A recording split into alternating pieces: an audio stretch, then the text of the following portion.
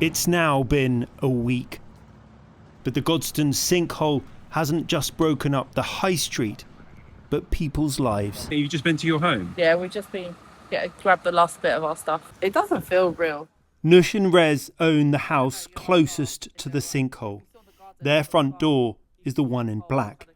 They were allowed back this morning to collect the last of their belongings. And where are you staying at the moment? We're temporarily staying quite local, but we're going to be housed, I think, for like 6 to 8 months at least, they've told us. 6 to 8 months, they've told you? Yeah.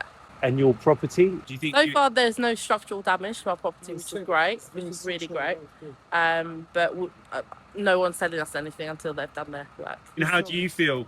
A little bit relief because my kids are safe. That's the best one. But I can say it's just I'm worried that we will lose everything else. We're losing everything. You've lost everything? I think we're going to lose everything if they're not helping us with what's the problem, how they are going to fix it. But on the other side of the road, You feel completely safe here? Absolutely. Brendan Davis lives almost opposite the sinkhole. He wants to stay put in the house he's lived in all his life. You live quite close to the sinkhole, as we can see. Are you worried about your own safety? I'm not in the slightest bit worried about my safety. My house is built on extremely deep foundations, and if you see, my house is considerably further back off the road than most of the other houses, and I have no water, and this has gone on for 7 days. SES Water say they've restored supplies to all customers outside the cordoned off area and continue to work closely with other agencies involved in this incident. You kind of live on the very edge of the cordon. What's it like? It's like living in a war zone at the moment. Really? Yeah.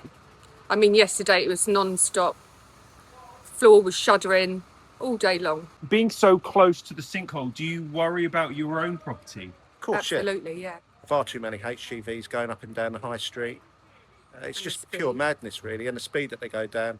And over the weekend, CCTV has been installed in the area close to the sinkhole because there were reports that people were trying to loot the vacated properties here. Do you think it's moving fast enough? Because there's lots of people in high-vis jackets, but no one seems to be fixing the problem. It's difficult to know. There are a lot of people here today, so hard to say if it's moving fast enough. I do know there was a Japanese television crew here last week, and they apparently have a lot of sinkholes, and they say they can get them fixed in a matter of weeks. A 3D mapping machine is expected to arrive on Wednesday, but this sinkhole continues to leave many questions unanswered. Rags Martel, ITV News, Godstone.